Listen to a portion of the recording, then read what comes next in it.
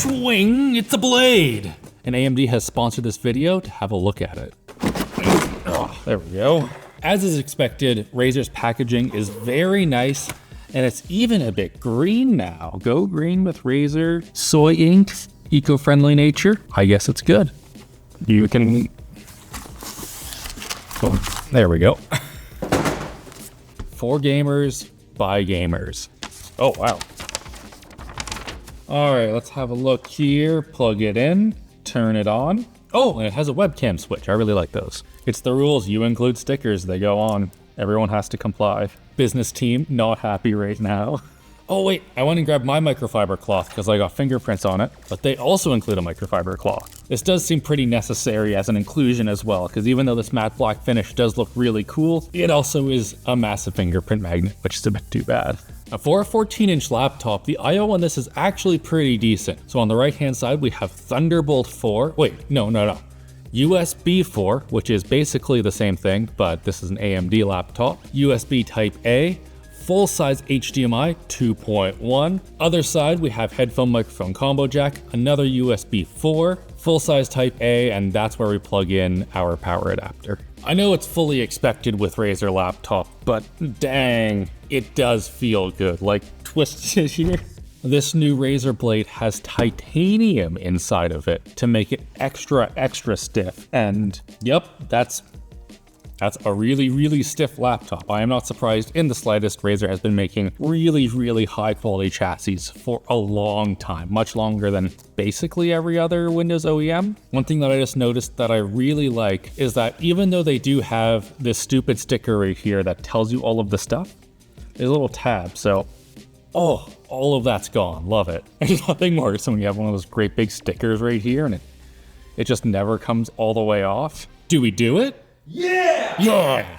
First thing I can see easily is that this display is fantastic. It's 240 hertz, so gaming on it, gonna be great. And also it's not 1440p, it's 1600p, so that's the 16:10 version of 1440p, which is absolutely perfect for a laptop like this. I love it so much that laptop makers have moved towards 16:10 displays that are 1600p high refresh rate. It is incredible. And also incredible is the color accuracy of this thing. In SDR, the color accuracy of this display is 1.3. That is exceptional. You expect less than 2 for professional color work.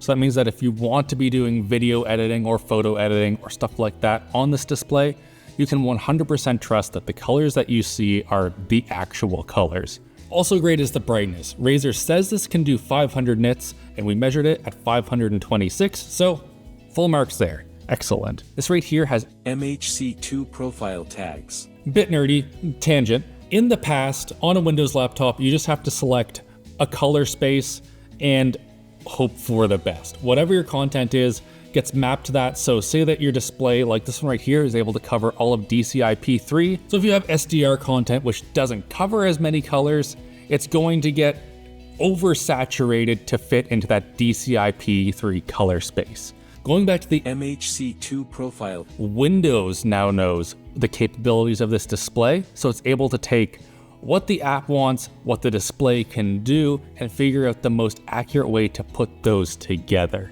This is something that Apple has been doing for a while with their MacBooks, but it's very difficult on a Windows ecosystem because so many displays. Every single display needs its own profile, so if you're making more than like 4 laptops, it's a lot of them. That said though, this right here is one of the very first ones that comes with that color mapping, so you can trust it. You can trust it quite a bit.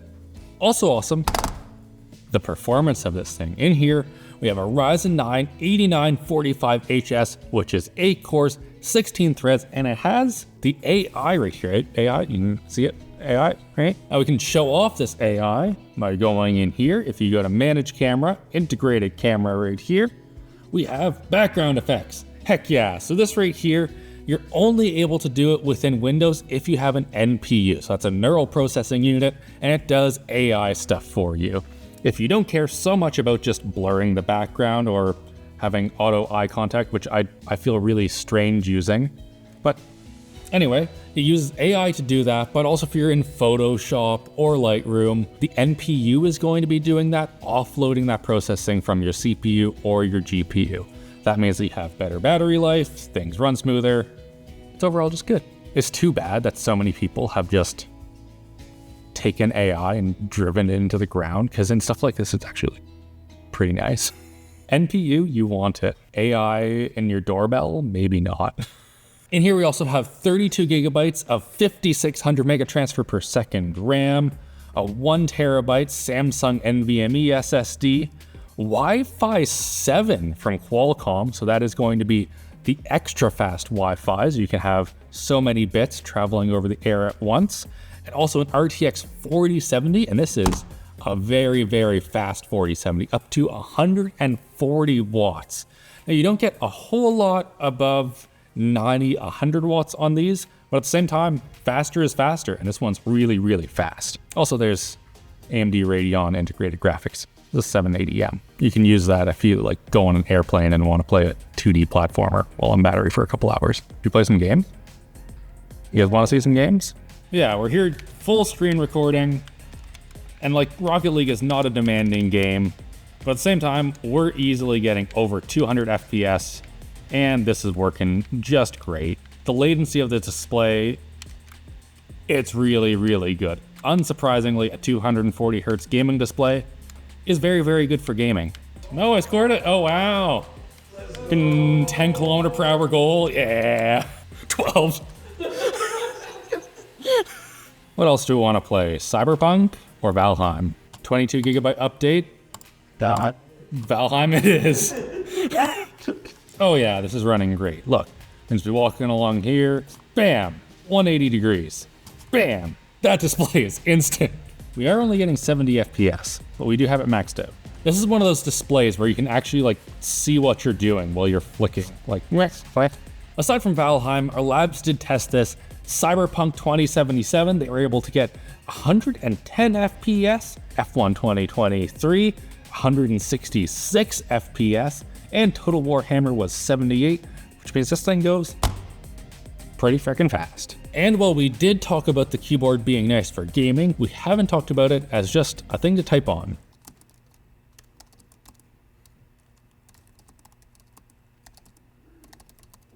It's not bad, which is pretty much a compliment for Razer.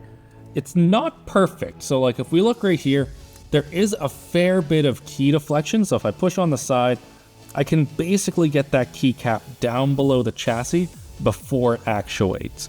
Almost the larger problem is that it's not super consistent, so some of these keys seem to be a little bit stiffer than the others, which can make it kind of difficult to get used to it. That said, if your primary use is gaming, it's really good for that. The action is super fast, so if you want to do like super duper quick, like you can do that sort of a thing.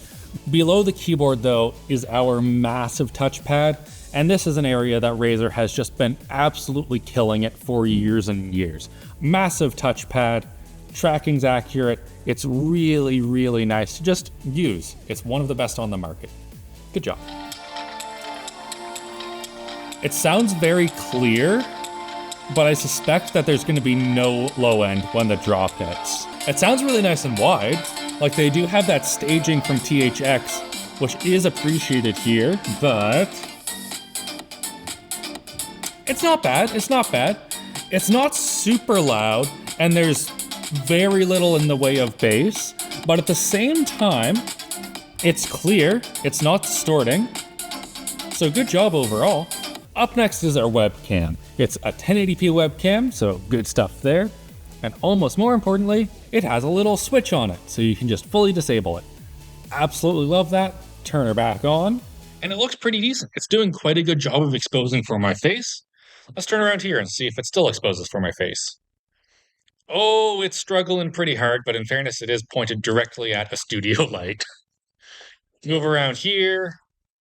Figure it out, come on. There we go, it sorted it. It's getting the color temperature a little bit strange, like I'm kind of sickly looking at the moment. But if we figure it out, come on. There we go. I gave it a shake. Now it looks good again. Overall, it's quite good, but sometimes it does seem to get confused. 8 T5 screws later that are all the same size, and we are in an unsurprisingly massive vapor chamber.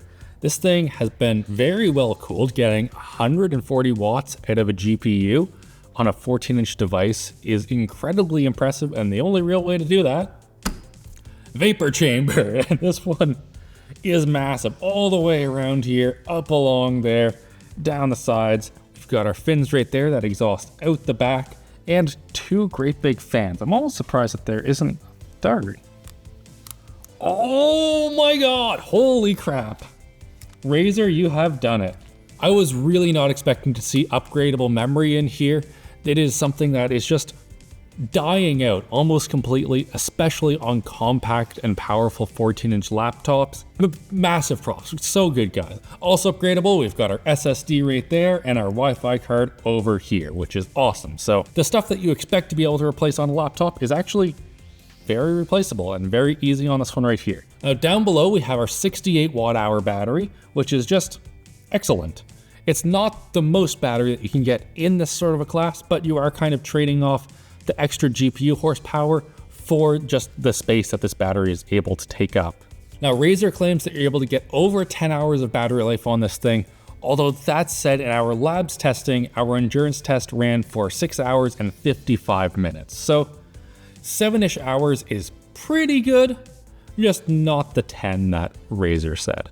One final thing that I missed before is that this does have Windows Hello facial recognition. You can see the little IR blasters right there, which is just the best way to get into a Windows laptop. You just open it up, it sees your face, and boomity boom, you are in. Well, not here because I didn't set it up, but you get the picture. Now the tough question though, do you actually want one of these? It is a really great laptop. I do really like the Razer Blade 14, but it starts at $2,200 for the 4060 version. And this one that we have been showing off with the 4070 and the 32 gigabytes of RAM is $2,700. Now this is a sponsored video, so we're not going to be making any value judgments here.